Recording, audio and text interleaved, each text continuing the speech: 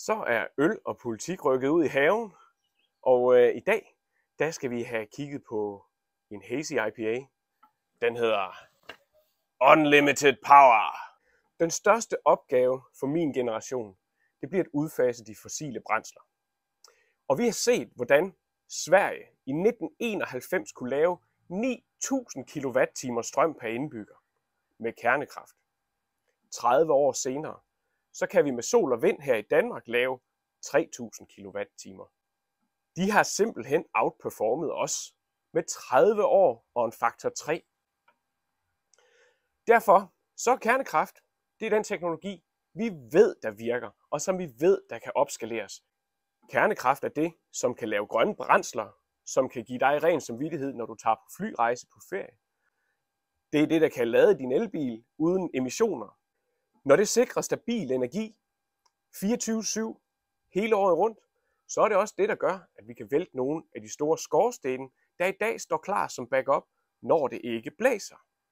Det er kernekraftens stabile forsyning, der gør, at vi kan undgå afhængighed af Ruslands gas og Mellemøstens oliesejker. Vi kan undgå at blive afpresset på vores energiforsyning.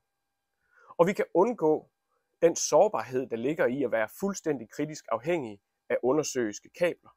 For både borgere og natur har kernekraft også enorme fordele.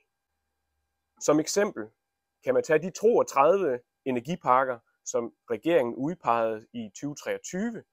De fylder 117 kvadratkilometer. Med kernekraft kunne man lave den samme mængde strøm på 0,1 kvadratkilometer.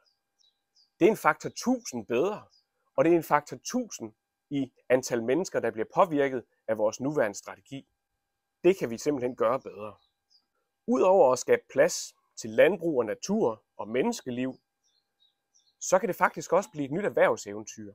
De 2 virksomheder, vi har her hjemme i Danmark, der kan levere på den her dagsorden, de bliver desværre fuldstændig ignoreret af politikerne. Når 3. verdens lande skal udvikles til at have velstående liv, så kræver det enorme mængder energi. Og det er her, klimakampen skal vindes. Men det kræver politisk opbakning og internationalt udsyn. Jeg vil være politikeren, der leverer opbakningen, og jeg vil være medlem i den nye kernekraftalliance i EU på vegne af den danske atombranche. Lad os kigge lidt på øllet. Nu kan du se, nu begynder jeg at smile. Og den hedder Unlimited Power. På etiketten kan du se solens stråler bag et kernekraftværk.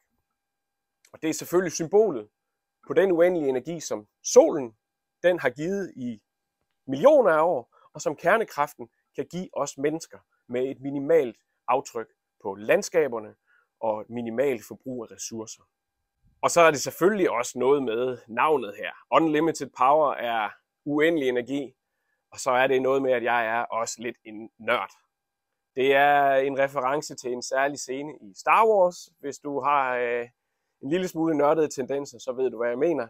Nu kunne man jo være fristet af at tage den store flaske her, fordi størst af alt er kernekraften.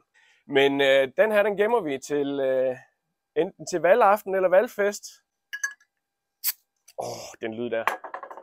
Jeg bliver ligeglad hver gang.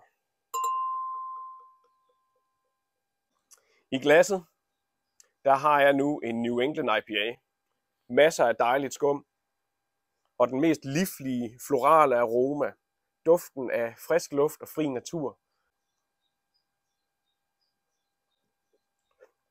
Og så er det en ølstil, der er kendetegn ved ikke at have den her bitre eftersmag. For jeg kan faktisk knap komme i tanke om nogle ulemper. Den danske strategi lige nu, den bygger på en hel masse teknologier, som vi håber kommer til at virke. Noget med Power to X i stor skala og carbon capture. Alt sammen, det bygger på tro og håb. Vi har simpelthen ikke set det nogen steder i verden endnu i stor skala. Sådan forholder det sig ikke med kernekraft. Kernekraft ved vi, der virker. Og derfor så skal vi selvfølgelig i gang med at kigge på både tro og håb og kernekraft. Skål derude.